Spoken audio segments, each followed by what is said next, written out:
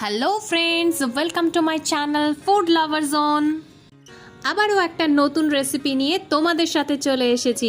আজকে আমরা বানাবো গ্রাম্য পদ্ধতিতে আমসত্ত্ব, যেটা তোমরা সারা বছর সংরক্ষণ করে রেখে দিতে পারবে। চলো তাহলে ঝটপট রেসিপিতে চলে যাই আর পুরো ভিডিওটা দেখতে থাকো। আমি এখানে 4টে আম নিয়ে নিয়েছি, একদম পাকা। এবার এগুলোর খোসা ছাড়িয়ে নেব। তোমরা নাইফ বা পিলার যেটা সুবিধা হবে সেটা দিয়ে খোসা ছাড়িয়ে নিতে পারো। 4টে আমেরই খোসা ছাড়িয়ে নিয়েছি।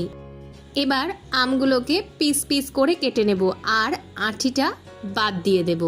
দিয়ে হাফ টেবিল স্পুন মতো ব্ল্যাক সল্ট দিয়ে দেব আর তার সাথে 2 টেবিল স্পুন মতো গুড় দিয়ে দেব। তোমরা চাইলে এখানে চিনিও ব্যবহার করতে পারো।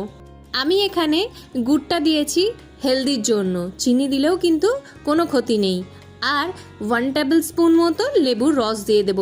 টক ঝাল মিষ্টি আমসত্ত্ব কি ভালো যে লাগে খেতে। তোমরা হয়তো বলবে ঝালটা দিলে কই, একটু ওয়েট করে যাও, ঝালটাও দিয়ে দেব। এবার এই সমস্ত ইনগ্রেডিয়েন্টসগুলো খুব ভালোভাবে গ্রাইন্ড করে নেব। দেখো কি সুন্দর একটা স্মুথ পেস্ট হয়ে গেছে। বাজারে যে আমসত্ত্বটা পাওয়া যায় সেটা মিষ্টি টাইপেরই খেতে হয়, কিন্তু আমি এখানে টক ঝাল মিষ্টি বানাবো। আর 1 টেবিল স্পুন মতো চিলি ফ্লেক্স নিয়ে নিয়েছি।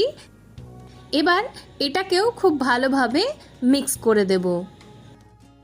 হলো তো এবার টক ঝাল মিষ্টি আমসত্ত্ব। তোমরা চাইলে আমের পিউরিটাকে কম আঁচে হালকা করে নেড়ে নিয়ে তারপর থালায় ঢেলে রোদে শুকোতে দিতেই পারো। আমি এখানে কড়াইয়ে নেড়ে নিইনি, আমি এখানে ডাইরেক্ট পিউরিটা করে নিয়েছি। তারপর থালায় ঢেলে শুকিয়ে নেব রোদে 2 দিন।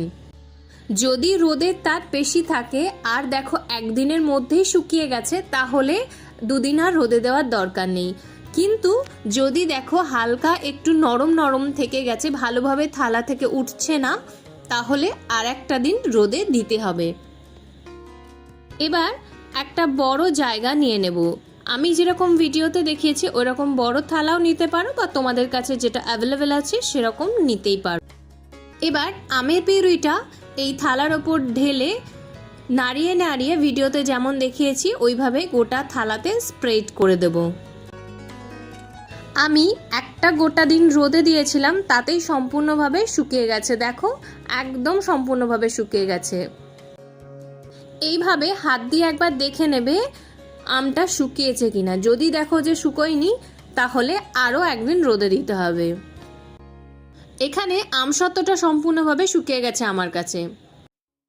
একটা নাইফের সাহায্যে সম্পূর্ণ নিজের ইচ্ছে মতো শেপ দিয়ে কেটে নাও।